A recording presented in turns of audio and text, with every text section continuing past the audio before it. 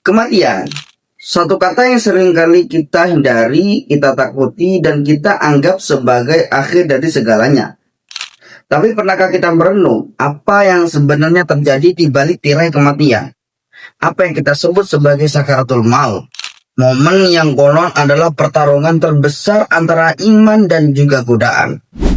Dalam video ini kita akan mengungkap rahasia-rahasia di balik detik-detik sakaratul maut berdasarkan kisah dan ajaran yang telah diwariskan.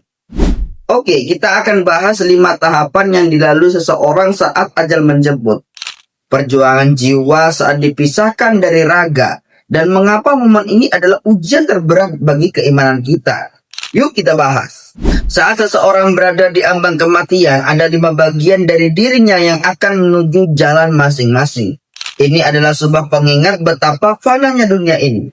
Pertama, harta kekayaan yang telah dikumpulkan kita seumur hidup akan ditinggalkan untuk para ahli waris. Segala jerih payah kita di dunia pada akhirnya hanya akan dinikmati oleh orang lain. Yang kedua, jiwa kita adalah hak mutlak dari malaikat maut.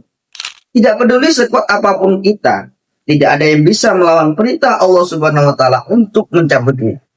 Dan yang ketiga, daging kita yang kita banggakan dan kita rawat selama di dunia akan menjadi santapan bagi cacing tanah.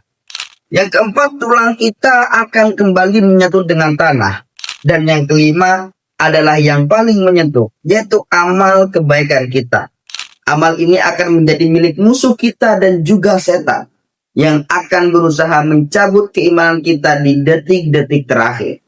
Inilah mengapa sakaratul maut bukan sekedar proses fisik, tapi pertarungan spiritual yang dahsyat. Proses pencabutan nyawa bukanlah hal yang sepele. Ada perjuangan yang sangat luar biasa. Ada sebuah kisah yang menunjukkan betapa berharganya amal perbuatan kita.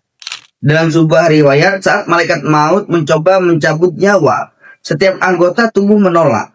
Tangan menolak karena pernah bersedekah, kaki menolak karena pernah melangkah menuju masjid, mata menolak karena pernah membaca Al-Quran. Ini menunjukkan bahwa setiap amal kebaikan yang kita lakukan akan menjadi perisai dan saksi bagi kita di hadapan Allah Subhanahu wa taala.